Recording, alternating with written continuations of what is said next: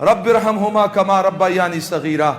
जब किसी का बेटा दुनिया में ये दुआ मांगता है, रब्बिरहमहुमा कमा रब्बयानी सगीरा, उसके माँ बाप का एक दर्जा अल्लाह बुलंद करते हैं, अपनी शान के मुताबिक बुलंद करते हैं। माँ बाप कहते हैं या अल्लाह हमारा दर्जा इतना क्यों बुलंद किया? तो अल्लाह फरमाते हैं दुनिया में तेरे बेटे ने एक दफा ये दुआ पढ़ी है। इस दुआ को जरा आज समझो, ये दुआ है क्या?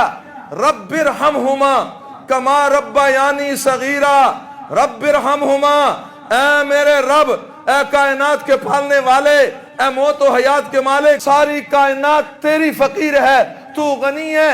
अल्लाह मेरे माँ बाप दुनिया से चले गए, रब्बिरहमहुमा, ऐ अल्लाह उन दोनों पर रहम कर। कैसा रहम करूं? कमा रब्बयानी सगीरा, उस तरह रहम कर जब मैं छोटा सा था, रात छा चुकी थी, मेरे पेट में दर्द हुआ, मैं रोने लगा, मेरी माँ भी नींद से उठ गई, मेरा बाप भी नींद से उठ गया। माँ सीने से लगाती है, बेटे को क्या हो गया? बाप सीने से लगाता है, बेटे को क्या हो गया? सुबह की आजान हो गई, मेरे दर्द की वजह से ना माँ सोई ना बाप सोया। सर्दी का मौसम था, जाड़े का मौसम था, मैं अपनी माँ के पास, छोटा सा बच्चा सोया हुआ था, मेरा पेशाब निकल गया, मैं रोने लगा। माँ बेदार हुई, उसने देखा मेरे बेटे ने पेशाब कर दिया, फौरन उसने मुझे साफ किया, खुश्क कपड़े पहनाए, और जगह नहीं थी, मुझे खुश्क जगह पे डाला।